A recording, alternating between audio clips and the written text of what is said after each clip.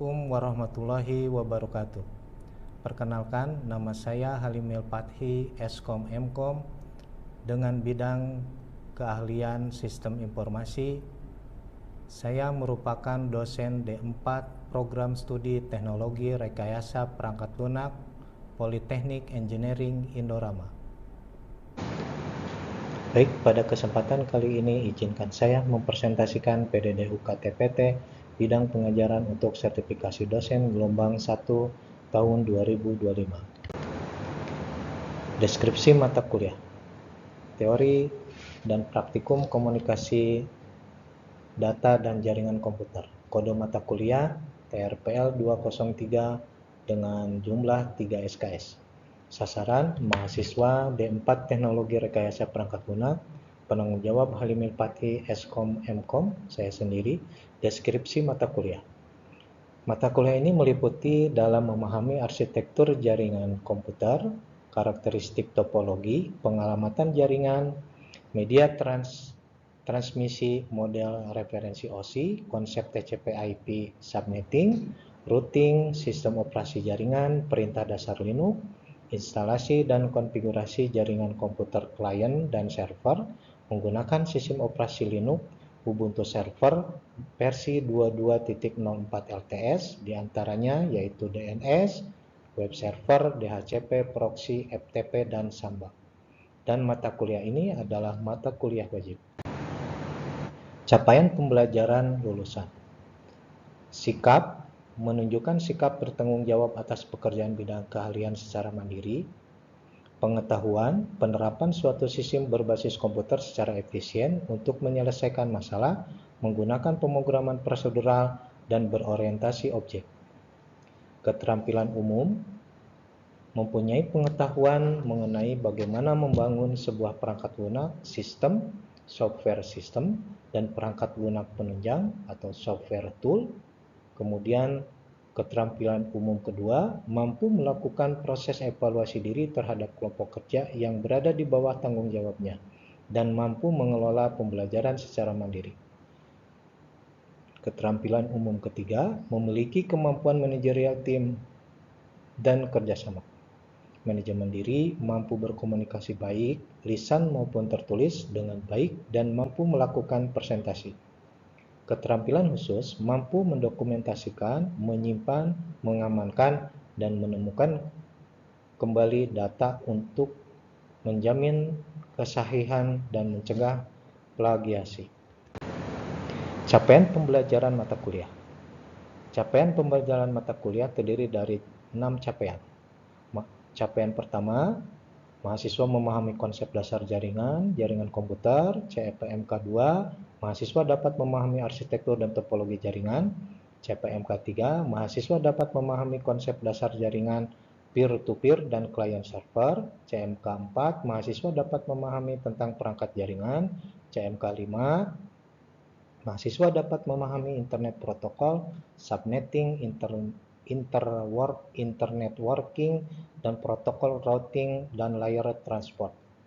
CPMK 6, mahasiswa mampu mengaplikasikan dan mempraktikkan pemanfaatan virtual machine, sistem operasi Linux server pada komunikasi data dan jaringan dengan penerapan konsep TCP/IP client server, DNS, web server, DHCP, proxy, FTP, dan Samba, serta membangun jaringan berbasis client server. Sub CPMK dan bobot penilaian. Sub CPMK pertama, mahasiswa mampu memahami dan mengimplementasikan konsep dasar dan sejarah jaringan komputer dengan bobot 10. Mahasiswa mampu memahami dan mengimplementasikan model referensi OSI dengan bobot 10. Mahasiswa memahami dan menjelaskan perangkat jaringan komputer yaitu bobotnya 10. Mahasiswa dapat memahami internet protokol dan internet working yaitu bobotnya 15. Mahasiswa dapat memahami dan menjelaskan konsep protokol routing dan layer transport. Sub CPMK 6, mahasiswa dapat memahami dan mempraktekkan serta mengimplementasikan protokol penamaan direktori DNS atau domain name server yaitu dengan bobotnya 20. Sub CPMK yang ketujuh, mahasiswa dapat memahami, mempraktikkan, mengimplementasikan penggunaan eksekusi jarak jauh dan web server, DHCP, proxy, FTP, dan SAML, yaitu bobotnya 20 dengan total 100. Sistem penilaian dibagi menjadi 5 bagian, 1 absensi dengan bobot 10%, tugas 30%, 3 kuis 5%, UTS 25%, dan UAS 30%. Sistem penilaian. Skala penilaian berdasarkan buku pedoman akademik teknologi rekayasa perangkat lunak, diantaranya kurang dari 40 dengan huruf E, mutunya 0, yaitu predikatnya gagal. 40 sampai dengan 49, hurufnya D dengan bobot 1, predikatnya kurang. 50 sampai dengan 59, hurufnya C, bobotnya 2, predikatnya cukup. Untuk rank 60 sampai dengan 69, hurufnya BC, bobotnya 2,5, predikatnya cukup baik. 70 sampai dengan 79, hurufnya B, bobotnya 3, predikatnya baik. Untuk rank 80 sampai dengan 89, hurufnya AB, bobotnya 3,5, predikatnya memuaskan. Untuk rank nilai 90 sampai dengan 100, hurufnya A, bobotnya 4, predikatnya sangat memuaskan. Topik perkuliahan terdiri dari 8. 1. Pengenalan jaringan komputer. 2. Konsep dasar jaringan komputer peer-to-peer dan client server. 3. Perangkat jaringan dan model referensi OSI layar. 4. Internet protokol, subnetting, dan internet working. 5. Protokol routing dan layer transport. 6. Eksekusi jarak jauh dan protokol transfer file. 7. Manajemen jaringan dan wireless. 8. Sistem operasi jaringan. Metode pembelajaran dibagi menjadi 2 bagian, secara tradisional dan secara model interaktif. Secara tradisional yaitu dengan melakukan ceramah, yaitu dosen menyampaikan materi secara verbal kepada mahasiswa. Diskusi, mahasiswa terlibat dalam percakapan untuk berbagai ide, pendapat, dan pemahaman. Untuk praktikum, dosen menunjukkan atau memperagakan kegiatan praktis di laboratorium komputer untuk memperkuat pemahaman teori komunikasi data melalui percobaan langsung. Metode interaktif yaitu dengan metode project based learning, mahasiswa terlibat dalam proyek untuk mengaplikasikan pengetahuan dan keterampilan di mana mahasiswa dapat belajar cara menyusun, mengerjakan, dan menyelesaikan suatu proyek. Studi center learning, mahasiswa sebagai subjek utama dalam pembelajaran, dosen sebagai fasilitator pembimbing. Proses belajar disesuaikan dengan kebutuhan, minat, dan gaya belajar mahasiswa dan mendorong untuk aktif, kreatif, kritis, dan kolaboratif dalam belajar secara mandiri. Untuk cooperative learning, dosen memberikan tugas kelompok pada mahasiswa untuk mencapai tujuan bersama. Problem-based learning, dosen memberikan tugas pada mahasiswa untuk belajar dengan mencoba menyelesaikan masalah nyata. Demikian penjelasan singkat mengenai mata kuliah teori dan praktikum komunikasi data dan jaringan komputer di program studi rekayasa perangkat lunak Politeknik Engineering Indorama. Semoga dapat memberikan gambaran yang jelas dan bermanfaat bagi mahasiswa maupun pihak terkait. Demikian penjelasan singkat mengenai mata kuliah teori dan praktikum komunikasi data dan jaringan di program studi teknologi rekayasa perangkat lunak Politeknik Engineering Indorama. Semoga dapat memberikan gambaran yang jelas dan bermanfaat bagi mahasiswa maupun pihak terkait. Berikut saya tampilkan video pembelajaran komunikasi data dan jaringan yang akan dilaksanakan di kelas. Terima kasih dan selamat menyaksikan. Bismillahirrahmanirrahim. Assalamualaikum warahmatullahi wabarakatuh. Waalaikumsalam warahmatullahi wabarakatuh. Gimana kabar kalian, sehat? Alhamdulillah. Alhamdulillah. Oke, ketemu lagi di pertemuan keempat, yaitu mata kuliah komunikasi data dan jaringan. Yang akan kita bahas hari ini itu adalah internet protokol subnetting. Oke. Sebelum perkuliahan dimulai, mari kita berdoa dulu bersama-sama dengan mengucapkan Bismillahirrahmanirrahim. Bismillahirrahmanirrahim. Oke, sebelum dilanjutkan, saya akan coba absen dulu dan silakan sama kalian di scan barcode-nya dan lakukan absensi.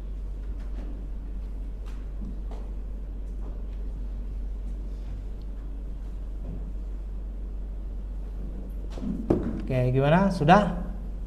Sudah, Pak. Oke, kalau sudah, saya lanjutkan.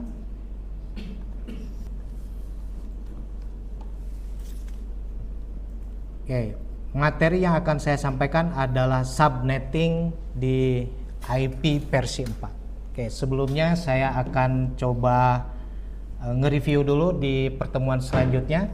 Kira-kira ada yang mau ditanyakan dulu atau didiskusikan? Silakan. Saya, Pak. Oke, silakan Davi. Saya mau menanyakan untuk materi pertemuan kita sebelumnya. Jadi saya masih bingung tuh perbedaan antara host ID dengan net ID gitu, Pak. Oke, terima kasih pertanyaannya. Oke, jadi tadi ada pertanyaan net ID sama host ID. Oke. Host ID.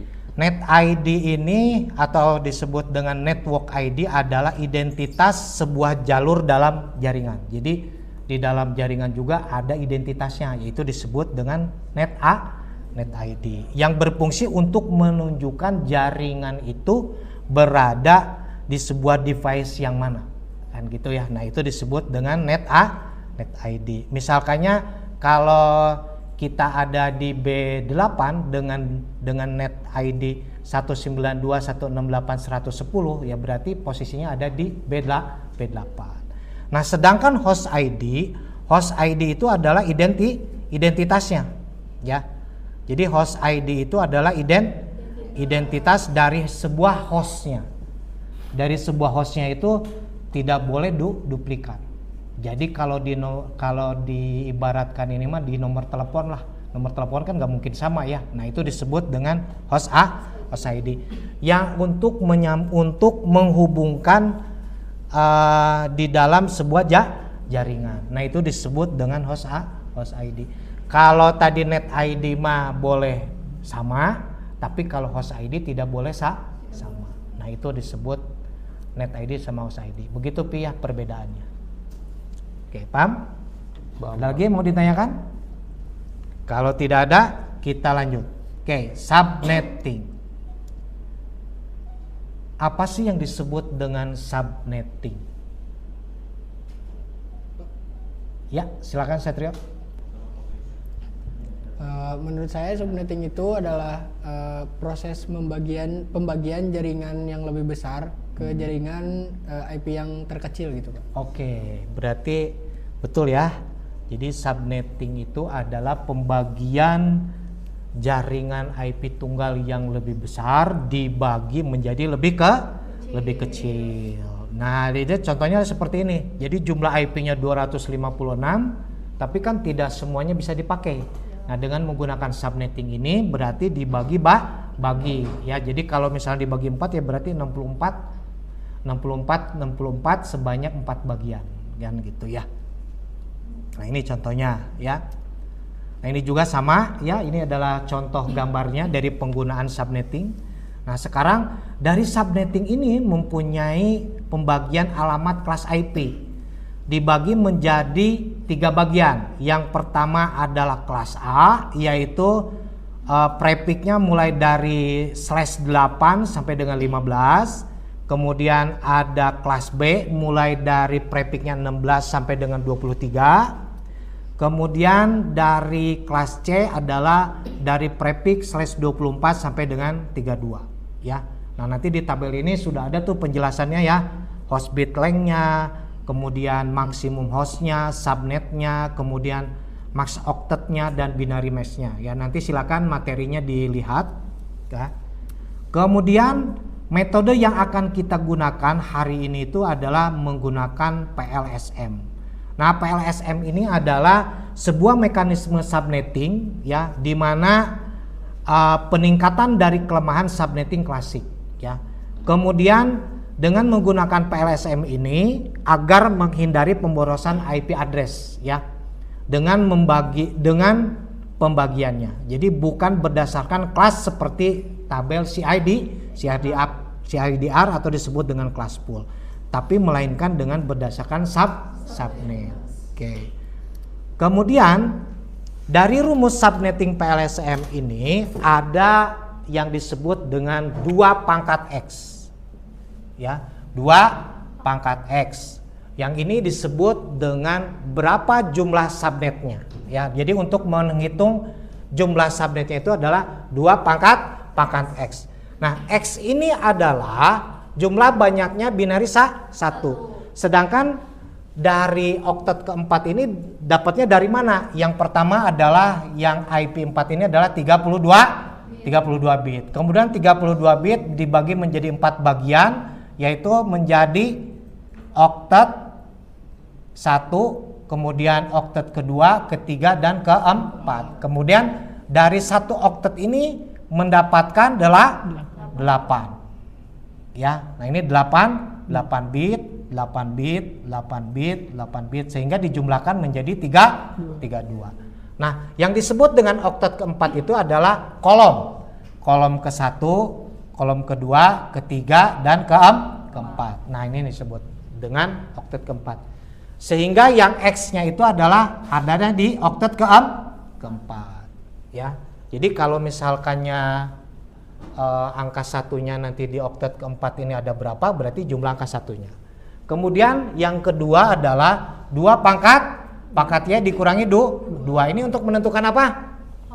Untuk host per subnet. Sedangkan yang disebut dengan Y ini apa? Y ini adalah jumlah 0. Berarti ada X sama dengan jumlahnya 1. Kalau Y adalah jumlah 0. Di oktet keberapa? Keempat. Oke. Kemudian untuk yang ketiga adalah mencari blok subnetnya itu adalah 256 dikurangi nilai oktet terakhir, berarti oktet keempat. Ya. Nah, kemudian yang terakhirnya itu adalah kalian cari net apanya?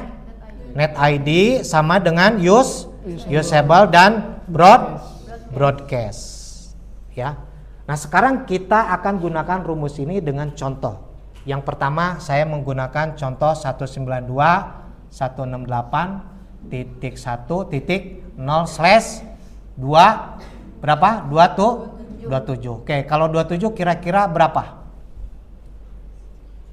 27 kira-kira berapa?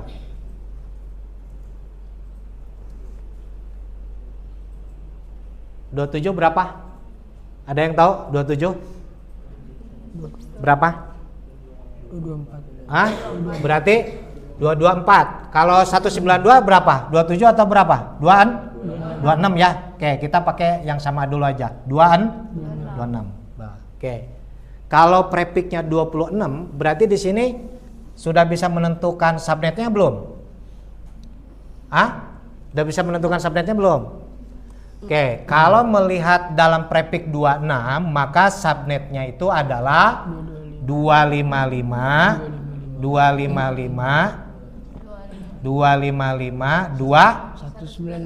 berapa? 192. Nah, yang disebut dengan jumlah angka 1 di X dan jumlah angka 1 di jumlah angka 0 di Y, maka kalian fokusnya di sini. Nah, sekarang bagaimana menentukan dari konversi bilangan desimal ke dalam biner? Ya, ke dalam biner itu kita menggunakan referensi tabel 2 pangkat 7, 2 pangkat 6, 2 pangkat 5, terus 2 pangkat 2, 2 pangkat 1, dan 2 pangkat 0. Oke, 2 pangkat 7 berapa? 2 pangkat 6? 2 pangkat 5? 2 pangkat 4? 2 pangkat 3? 2 pangkat 2? 2 pangkat 2 berapa? 2 pangkat 1? 2 pangkat 0? 1. Oke, 1, 2, 4, 6, 4, 16, 32, 64, 128. Nah, ini adalah baku. Oke, tabelnya ya. Kemudian dari 128 ini adalah 192 ini pertambahan dari angka berapa aja dari tabel referensi ini. Berarti berapa? 128 ditambah 64. Berarti jumlahnya 192. Sehingga 1281, kemudian 64 sisa 1, kemudian sisanya adalah 0. Kenapa sisanya 0? Karena bukan bagian dari penjumlah. Maka dihasilkan dengan nilai binernya adalah 1 1 kemudian 0 0 0 0 0. Maka ini yang disebut dengan apa tadi? Ini yang disebut.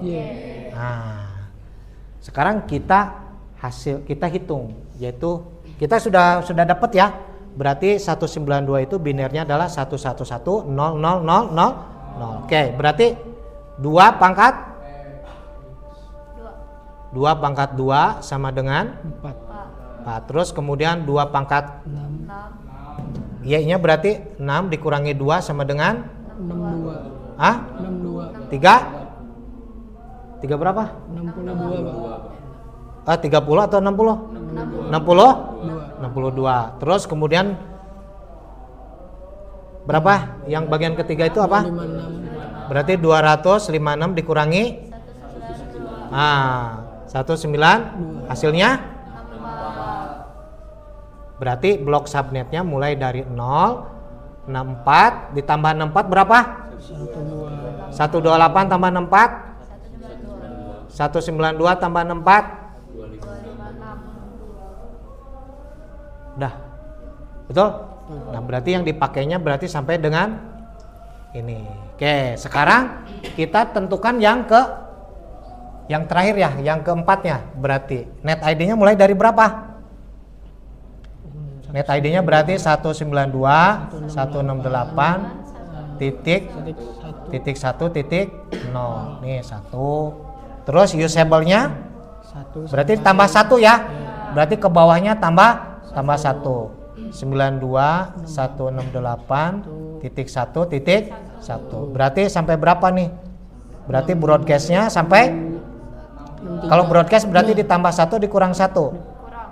192 168 1 titik 63. Berarti 63. Nah berarti ini sampai 192 168 1 titik 662. Nah begitu aja selanjutnya. Berarti yang selanjutnya adalah 192 168 titik 164. Berarti tambah 1 ya.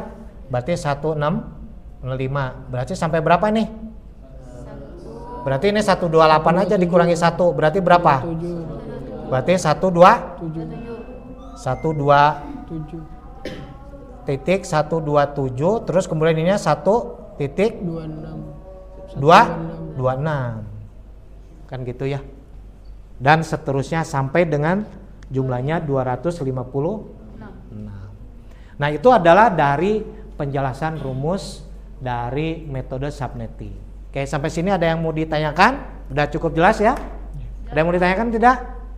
Kalau tidak ada soal latihan, silakan sama kalian dikerjakan ya. Kemudian kalau sudah selesai, silakan nanti maju satu orang ke depan.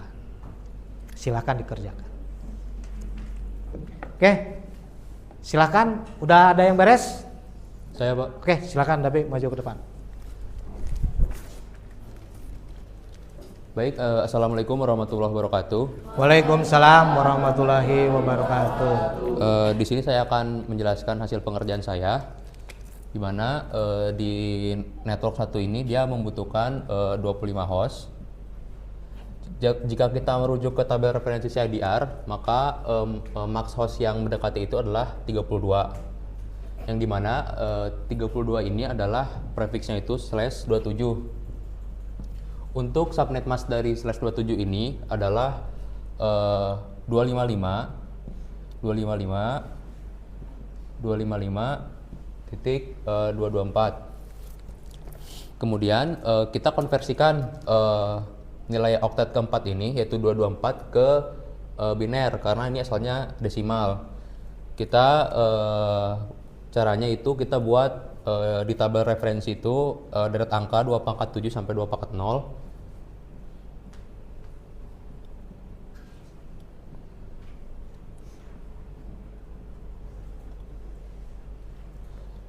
Ini 128, kemudian 64, 32, 16, 8, 4, 2, 1. Oke, sebentar Dap. Tadi saya ada kesalahan ya.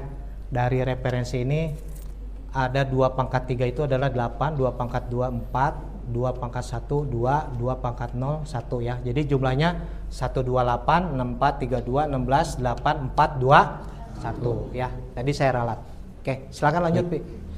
Sekarang kita langsung konversikan. Cara konversikan 224 ini ke biner adalah kita jumlahkan dari 2 pangkat berurutan gitu, dari 2 pangkat 7 ke kanan yang sampai kita temukan hasilnya 224. 224 ini adalah 128 tambah 64 yaitu 192 ditambah 32. Berarti yang termasuknya itu 128, 64 sama 32. Maka kita tulis 1 1 1 sisanya 0.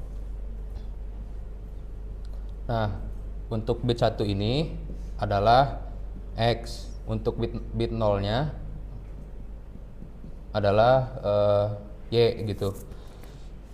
Setelah ini kita langsung bisa hitung nih menggunakan rumus 2 pangkat X untuk menentukan subnetnya.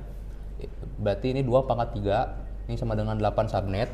Kemudian ini lanjut ke rumus selanjutnya yaitu 2 pangkat Y min 2. Ini untuk menentukan usable host. 2 pangkat 5 sama dengan 32 dikurangin 2 yaitu 30. Kemudian kita menentukan blok subnetnya. Rumusnya 256 dikurangin nilai oktat terakhir, oktat keempat yaitu 224 sama dengan 32. Berarti di sini ada 32 blok. Berarti untuk bloknya itu dimulai dari 0, kemudian ke 32, 64, 96, kelipatan 32 ya. Iya, 128, 160, 192 dan terakhir 224.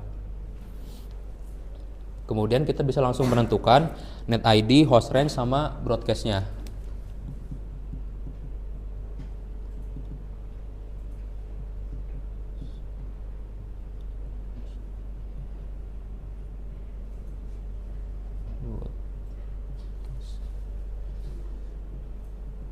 Berarti net ID-nya itu 192.168.1.0. Untuk host range-nya 192.168.1.1 sampai 192.168.1.30. Broadcast-nya 192.168.1.31 ini untuk blok yang pertama. Berarti seterusnya ya, Pi ya. Ya, ini jadi seterusnya gitu. Sampai di 200. blok yang net ID-nya itu 224 gitu. Oke. Ini seterusnya gitu, Pak.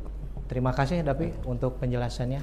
Dan kita akan cross check ya, apakah hasil yang Dapi kerjakan itu dengan kalkulator yang saya buat apakah betul atau tidak. Ya Pi ya? Ya, Oke, Pak. silakan duduk Pi. Oke, kita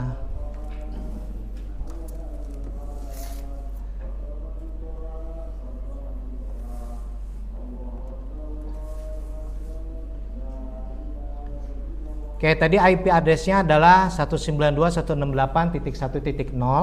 Kemudian prefix-nya tadi berapa? 27. Oke. Begitu di enter. Oke. Ini berarti 224. X sama dengan satunya berarti 3 ya. Jumlah nolnya udah betul. Y-nya berapa? 5. Subnettingnya 8. Hostnya 30. Blok subnetnya 32. Oke, kita lihat ke sini hasilnya adalah blok subnetnya 0, 32, 64, 96, 128, 160, 192 sampai 224. Oke, hasilnya sudah sesuai. Oke, terima kasih. Oke, terima kasih untuk hasil evaluasinya. Berarti penjelasan untuk rumus CIDR dan PLSM sudah bisa dikerjakan sama kalian. Sebelum saya tutup, ada yang mau ditanyakan atau didiskusikan? Cukup jelas ya? Sudah cukup, Pak. Oke, kalau misalkan tidak ada pertanyaan, silakan nanti ada tugas ditambahkan tadi mah 25, saya akan berikan tugas yaitu 60, silakan sama kalian dikerjakan dan lakukan submit di e-learning sampai dengan jam 9 malam hari ini. Cukup sekian, saya tutup. Assalamualaikum warahmatullahi wabarakatuh. Waalaikumsalam warahmatullahi wabarakatuh.